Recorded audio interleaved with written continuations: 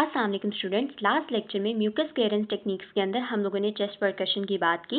इस लेक्चर के अंदर हम चेस्ट शेकिंग, वाइब्रेशन और कंप्रेशन की बात करेंगे। ठीक है, बेसिकली ये टेक्निक्स भी उसी तरह की हैं, इनका मकसद या इंडिकेशंस भी उसी से रेलिवेंट है, बट हमारा टेक्निक को अप्लाई करने का तरीका थोड़ा डिफरेंट होता है। Based upon the patient condition हम सिलेक्ट करते हैं कि हमने कौन सी टेक्निक अप्लाई करनी है। अगेन ये तीनों चीज़ें उसने शेकिंग, वाइब्रेशन और कंप्रेशन एक साथ यहाँ पर लिखी हुई हैं। ठीक है, अब यहाँ पर वो कहते हैं कि आपने क्या करना होता है, हैंड पहले आपने आइडेंटिफाई करना होता है। अगेन जिस सेगमेंट के ऊपर मसला है, जब आपने उस सेगमेंट को आइडेंटिफाई कर लिया यानी प्रॉपर असेसमेंट कर ली, उसी सेगमेंट के ऊपर आपने क्या करना होता है, हैंड प्लेसमेंट करना होता है। अब ये बात तो अंडरस्टूड है कि लंग के ऊपर तो हम हैंड प्लेसमेंट नहीं कर सकते, तो हम उससे रेलिवेंट हमें लग रहा होगा कि ये थोरेसिक वॉल के इसके नीचे लंग की ये लोब पड़ी हुई है और यहाँ पर मसला है, तो मैं यहाँ पर अपना क्या करूँगी, हैंड प्लेसमेंट करूँगी। ठीक है, उसके बाद वो कहते हैं कि ये एक बात अपनी हमेशा याद रखनी है, चाहे चेस्ट शेकिंग हो, वाइब्रेशन हो या कंप्रेशन हो, ये तीनों टेक्निक्स अप्लाई की जाती हैं during expiration. Now what is the reason why they are used during expiration? क्योंकि ये क्या करती हैं, आपके एक्सपायरेटरी एयर फ्लो को क्या करती हैं, ऑग्यूमेंट करती हैं। अच्छा, अब आपको पता होगा ना कि हमने सिक्रीशंस को बाहर निकालना है यानी एक्सपेल आउट करना है, तो किसी चीज़ को एक्सपेल आउट करने के लिए आपकी एक्सपायरेशन प्रॉपर होनी चाहिए ना। तो ये क्या करती है, एक्सपायरेटरी एयर फ्लो को क्या करती है, ऑग्यूमेंट करती है, उसको इंक्रीज करती है। That is why this techniques are preferably used during the expiration. और एक और बात आपने यहाँ पर याद रखनी है कि हम चेस्ट परकशन के बाद भी चेस्ट शेकिंग यूज कर सकते हैं। लेट्स से कि मैंने पेशेंट को ना चेस्ट परकशन जो है यानी चेस्ट का क्लैपिंग जो है वो 5 to 10 सेकंड्स के लिए, या मैं आप कह सकते हैं 2 to 3 मिनट्स के लिए अप्लाई की, उसके बाद मैं उसको एंड कर सकती हूँ शेकिंग अप्लाई करते हुए। ठीक है, तो यहाँ पे मैं स्टार्ट ही शेकिंग से कर सकती हूँ, बट ऑब्वियसली दैट डिपेंड्स कि मेरे पेशेंट की रिक्वायरमेंट या उसकी कंडीशन क्या है। ठीक है, उसके बाद वो कहते हैं थेरेपिस्ट वाइब्रेटरी एक्शन, अगर वाइब्रेशन अप्लाई कर रहे हैं ना, तो इसके अंदर हम लोग रिदमिक हाई ऑसिलेशन की, हाई फ्रिक्वेंसी की वाइब्रेशन को अप्लाई करते हैं, जो कि मैनुअल वाइब्रेशन से रिजेंबल करते हैं, बिल्कुल इस तरह जैसे मोबिलाइजेशन ही करते हैं, बिल्कुल उसी तरह। ठीक है, उसके बाद हमारे पास आते हैं शेकिंग। शेकिंग के अंदर हम क्या करते हैं, कोर्स मूवमेंट करते हैं। जैसे आप किसी चीज़ को बहुत ज़्यादा जोर जोर से हिला नहीं रहे होते,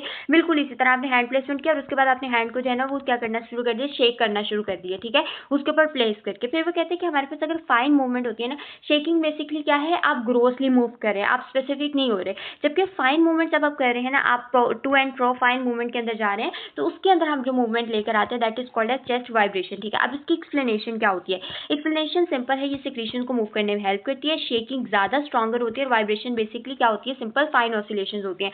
और अगेन ये दोनों टेक्निक्स क्या करती हैं, एक वाइब्रेटरी इफेक्ट प्रोड्यूस करती हैं, वो वाइब्रेशन जो है वो आपके थोरेसिक वॉल से आपके लंग के सेगमेंट्स के अंदर जाती है, वहाँ पर मौजूद पेरिफेरल सेक्रीशन है, जो भी सेक्रीशन हमारे एयरवेज के अंदर पड़ी होती हैं, उसको लूजन करने में और उसको मोबिलाइज करने में क्या करती हैं, हेल्प करती हैं। ठीक है, उसके बाद कहते हैं कि अगर आपने ये दोनों टेक्निक्स अप्लाई कर ली, फिर आप चेस्ट कंप्रेशन भी अप्लाई करते हैं। Chest compression are similar to CPR। ठीक है, हम उस तरह अप्लाई करते हैं, बट ऑब्वियसली हमारी डेप्थ जो है इसके अंदर वेरी कर रही होती है। और चेस्ट कंप्रेशन हम यूजुअली यूज करते हैं क्योंकि ये एयर फ्लो वेलोसिटी को इंक्रीज करती है। अब चेस्ट कंप्रेशन हम अप्लाई कहाँ कर रहे होते हैं, ड्यूरिंग एक्सपायरेशन, मतलब पेशेंट जब एक्सपायरेशन कर रहा होता है तो उस दौरान कंप्लीट एक्सपायरेशन के अंदर हम क्या कर रहे होते हैं, चेस्ट कंप्रेशन अप्लाई कर रहे होते हैं। पूरी एक्सपायरेशन में हमारा कंप्रेशन अप्लाई हो रहा होता है और इंस्पायरेशन के अंदर जो है वो हम आगे जो है ना जाकर उसको नहीं करते। ठीक है, मेनली हम इसको एक्सपायरेशन के अंदर ही करते हैं ताकि क्या हो, एयर फ्लो को ऑग्यूमेंट कर सके और सिक्रीशन जो है वो बॉडी से क्लियरली निकल सके। यूजेस क्या है इन टेक्निक्स के, तो बहुत सिंपल है। अगर हमने एक्सपायरेटरी एयर फ्लो को क्या करना हो, इंक्रीज करना हो और सिक्रीशंस को मोबिलाइज करना हो। अच्छा, एक और टेक्निक यहाँ पर होती है जिसको हम मैनुअल हाइपर इन्फ्लेशन या बैगिंग टेक्निक कहते हैं। ये ना हम आगे जाकर पढ़ेंगे भी कि किस तरह से अप्लाई होती है। तो मैनुअल हाइपर इन्फ्लेशन के दौरान भी हम यूज कर सकते हैं। सेमी कोमाटोस या ड्राउजी पेशेंट्स हैं उनके अंदर भी ये टेक्निक्स अप्लाई की जा सकती है, या ऐसे पेशेंट जो है वो उनको सिंपली ऐसा होता है कि अगर हम कंप्रेशन अप्लाई कर रहे हैं तो वो एक स्ट्रेच रिफ्लेक्स आपका यहाँ पर काम करता है, तो उस स्ट्रेच रिफ्लेक्स की वजह से जो है वो डीपर इंस्पायरेशन होती है। मैंने जैसे कि आपको बताया कि ड्यूरिंग एक्सपायरेशन, कंप्लीट एक्सपायरेशन के अंदर जो है वो हम क्या कर रहे होते हैं, पेशेंट को प्रेशर अप्लाई कर रहे होते हैं। तो जब हम प्रेशर अप्लाई कर रहे होते हैं, इंस्पायरेशन जो है वो फिर अल्टीमेटली इसके अंदर इन्हांस होती है। ये सारा इफेक्ट हम लोग लास्ट जब ACBT पढ़ा था तब मैंने आपको बताया था किस तरह से होता है। उसके बाद हमारे पास आते हैं प्रिकॉशन। प्रिकॉशन यही है कि फ्रैक्चर ड्रिप के अंदर यूज नहीं करना, ऑस्टियोपोरोसिस के अंदर या मेटास्टैटिक बोन डिपॉजिट है तब आपने यूज नहीं करना। अच्छा, अभी मैंने आपको ना एक बेसिक आइडिया दिया कि ये टेक्निक्स कहाँ अप्लाई होती हैं।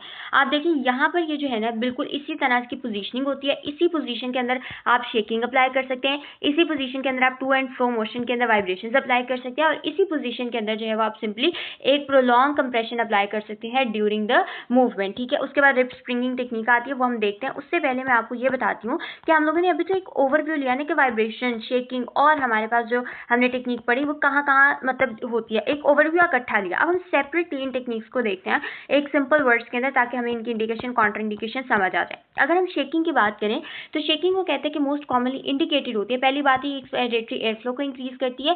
यहाँ पर यूज करते हैं कि अगर परकशन मैंने अप्लाई किया और परकशन के बाद सेक्रीशन को लूजन मजीद करना हुआ तब मैं इसको यूज करती हूँ और उसको झुमके ये क्या करती है असिस्ट करती है। मतलब सेक्रीशन लूजन हो चुकी है परकशन के बाद, उसके लिए मैं उसके बाद इसको यूज करूंगी ताकि जो सेक्रीशन क्या हो जाए बॉडी से निकल जाए, क्योंकि ये क्या करती है सेल आउट करती है यानी एक्सपायरेटरी एयर फ्लो को आर्गुमेंट करती है। कॉन्ट्राइंडिकेशन हाइपर एक्टिविटी के अंदर यूज नहीं करना, rib and chest wall pain या कार्डियोवास्कुलर इंस्टेबिलिटी के अंदर यूज नहीं करना है। एब्सोल्यूट कॉन्ट्राइंडिकेशन क्या है, फ्लायर चेस्ट या अगर हमारे पास अनस्टेबल थोरैसिक वॉल का मसला है तब यूज नहीं करना है। इमीडिएट पोस्ट थोरैसिक और कार्डियोवास्कुलर सर्जरी के बाद भी आपने इसको यूज नहीं करना है। लंग इंजरी है तो भी आपने यूज नहीं करना है, ठीक है। अगेन अप्लाई किस तरह से होती है, हमारे पास पोस्टर ड्रेनेज की पोजीशन के अंदर हम पेशेंट को लेकर आते हैं, जिस सेगमेंट के ऊपर करना है वहां पर हैंड प्लेसमेंट करते हैं, वहां पर जो है वो ऑसिलेटरी कंप्रेशन मूवमेंट्स अप्लाई करते हैं ड्यूरिंग एक्सपायरेशन, ठीक है। ये बात इंपॉर्टेंट है, ड्यूरिंग एक्सपायरेशन हम इसके अंदर अप्लाई करते हैं। फिर हमारे पास आती है कि हमारे पास चेस्ट वाइब्रेशन है। चेस्ट वाइब्रेशन के अंदर हाई फ्रीक्वेंसी की वाइब्रेशन होती हैं।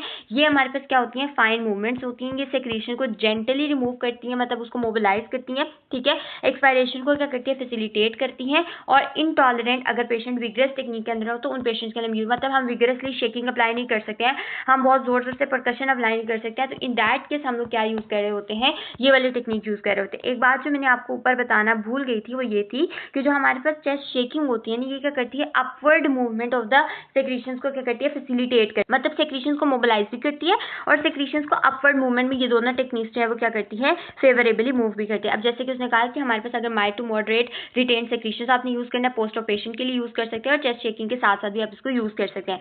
कॉन्ट्रा और चेस्ट शेकिंग की जगह पे भी इसको यूज कर सकते हैं। फिर कॉन्ट्रा इंडिकेशन क्या होती है कि अगर हमारे पास पेशेंट पोस्ट सर्जिकल है, रिब डिफॉर्मिटी या फ्रेजिलिटी है या फिर हाइपर एक्टिविटी है, तभी आपने इसको यूज नहीं करना है, ठीक है। एब्सोल्यूट कॉन्ट्रा इंडिकेशन क्या, हेमरेज के अंदर, एम्बोलिज्म के अंदर, फ्रैक्चर के अंदर या हीमोडायनेमिक इंस्टेबिलिटी के अंदर आप इसको यूज नहीं करते हैं। नेक्स्ट टेक्निक जो हम इसके अंदर पढ़ते हैं that is called as rib springing. अच्छा, रिब स्प्रिंगिंग भी बिल्कुल इसी तरह की टेक्निक है।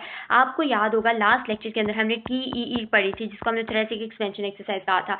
हमने बिल्कुल उसी तरह से अप्लाई करते हैं, जिस तरह हम कंप्रेशन अप्लाई करते हैं उसके अंदर करते हैं। इसके अंदर क्या होता है, थ्रू आउट द एक्सपायरेशन भी हम इसको अप्लाई कर रहे होते हैं और इंस्पायरेशन से पहले, मतलब जैसे इंस्पायरेशन स्टार्ट होने वाली होगी ना उससे पहले मैंने क्या करना है, और एक्सपायरेशन खत्म होगी ना, मैंने एक सडन मतलब जो है वो कंप्रेशन अप्लाई करना है। मतलब मैं थ्रू आउट द एक्सपायरेशन मेरा कंप्रेशन चल रहा है, ठीक है, और इंस्पायरेशन से पहले मैंने सडनली उस कंप्रेशन को क्या कर दिया, रिलीज कर दिया। तो उसकी वजह से क्या होगा, आपका इंस्पायरेटरी एयर फ्लो इंक्रीज होगा ना। Keep that in mind. हमने चेस्ट शेकिंग पढ़ा, हम लोगों ने कहा चेस्ट शेकिंग और वाइब्रेशन क्या करती है, एक्सपायरेटरी एयर फ्लो को इंक्रीज करती है, लेकिन ये क्या करती है, आपकी इंस्पायरेटरी एयर फ्लो को इंक्रीज कौन कर रहा है, आपकी जो है वो रिब स्प्रिंगिंग कर रही है। ये हम उन पेशेंट्स के अंदर यूज करते हैं जिनके अंदर इंस्पायरेशन प्रॉपर नहीं हो रही होती है, ठीक है, और उसके बाद क्या कहते हैं, सिक्रीशन को मोबिलाइज करने में हेल्प करती है और लंग एक्सपेंशन को क्या करती है, असिस्ट करती है।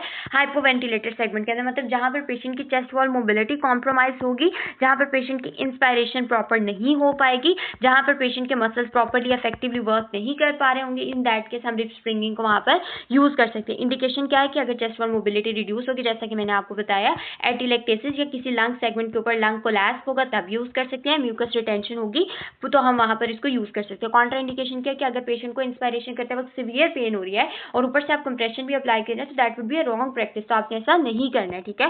फ्लायल चेस्ट या रिब इंस्टेबिलिटी होगी और ऑस्टियोपोरोसिस होगा तभी आपने इसको यूज नहीं करना है। फिर हमारे पास एब्सोल्यूट कॉन्ट्रा इंडिकेशन आती है थोरैसिक एज के फ्रैक्चर के अंदर, एम्फाइसीमा के अंदर आप लोगों ने इसको यूज नहीं करना और रिसेंट थोरैसिक सर्जरी के अंदर भी आप लोगों ने इसको यूज नहीं करना है, ठीक है, जिसके अंदर आपको वोंड का रिस्क। अच्छा, ये बात आपने हमेशा याद रखनी है कि किसी भी तरह की टेक्निक जब आप अप्लाई कर रहे हैं, चाहे वो पोस्टल ड्रेनेज की टेक्निक हो, किसी भी तरह की चेस्ट की टेक्निक हो, वो आपने कोशिश करनी है कि उस टेक्निक के दौरान जो भी वोंड की प्रोटेक्शन है या जो इंसिजन हुआ है पेशेंट का, आप उसको क्या करें, प्रॉपर्ली प्रोटेक्ट करें ताकि उसके ऊपर मजीद कोई डैमेज ना हो सके, ठीक है। तो ये अभी तक हम लोगों ने चेस्ट शेकिंग पढ़ी, हम लोगों ने रिब स्प्रिंगिंग पढ़ी, वाइब्रेशन, परकशन, इन सब टेक्निक्स की एक बेसिक ओवरव्यू लिया। हमने कहा कि इन टेक्निक्स का डिफरेंस क्या होता है, कहाँ इन टेक्निक्स को अप्लाई करते हैं। नेक्स्ट बात के अंदर हम सारी पोजीशंस पढ़ेंगे किसकी, पोस्टल ड्रेनेज की, ताकि वो टेक्निक्स पढ़ना और समझना हमारे लिए आसान हो। एक बार हम लोग यहाँ से भी देख लेते हैं कि रिब स्प्रिंगिंग क्या होती है। कंटिन्यू चेस्ट कंप्रेशन अप्लाई करते हैं during expiration with over pressure at the end of breath out, यानी ब्रेथ आउट से बिल्कुल ब्रेथ आउट के बाद, और हमारे पास ब्रीद इन यानी इंस्पायरेशन से पहले क्विक रिलीज करते हैं, जिसकी वजह से इंस्पायरेशन क्या होती है, इनकरेज होती है और उसकी वजह से पैरालाइज पेशेंट है, इनफेक्टिव या नॉन पैरालाइज पेशेंट के अंदर आप इसको यूज कर सकते हैं। एक्सप्लेनेशन यही है कि आपको याद होगा मैंने लास्ट लेक्चर में मैंने आपको पहले भी बताया कि मैंने आपको स्ट्रेच रिफ्लेक्स बताया था, उसकी बेस के ऊपर काम करती है।